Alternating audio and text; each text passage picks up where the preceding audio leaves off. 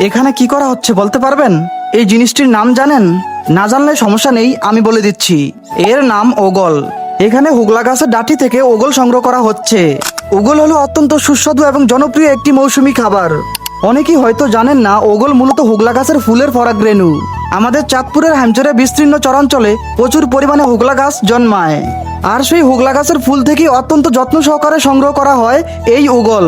প্রকৃতির এক বিস্ময়কর সৃষ্টি এই ওগল। গোবরও যেমন সুন্দর পদ্ম ফুল ফুটে, ঠিক তেমনি দেখতে সাধারণ একটি হুগলা গাছের ফুলের মধ্যেই লুকিয়ে থাকে এই অসাধারণ সুস্বাদু খাবার ওগল। সত্যি ওগল আল্লাহর দেওয়া প্রকৃতির এক বিশেষ নিয়ামত। শত শত বছর ধরে চাঁদপুর হ্যামচরের মানুষের খাদ্য সংস্কৃতির সঙ্গে ওতপ্রোতভাবে জড়িয়ে আছে এই ওগল।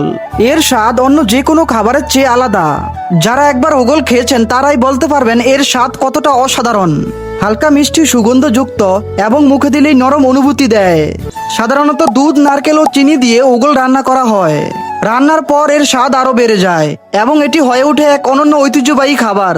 ওগল শুধু একটি খাবার নয়, এটি হ্যামচরের ঐতিহ্য, গ্রামীণ সংস্কৃতি এবং প্রকৃতির এক অনন্য উপহার। কিন্তু দুঃখের বিষয়, সময়ের পরিবর্তনের সঙ্গে সঙ্গে এই ঐতিহ্যবাহী খাবারটির সঙ্গে নতুন প্রজন্মের পরিচয় দিন দিন কমে যাচ্ছে। তাই আমাদের উচিত এই ঐতিহ্যকে সংগ্রহ করা এবং আগামী প্রজন্মের কাছে তুলে ধরা। আপনি কি কখনো ওগল খেয়েছেন? যদি খেয়ে থাকেন তাহলে এর স্বাদ আপনার কাছে কেমন লেগেছিল কমেন্টে লিখে জানিয়ে দিন।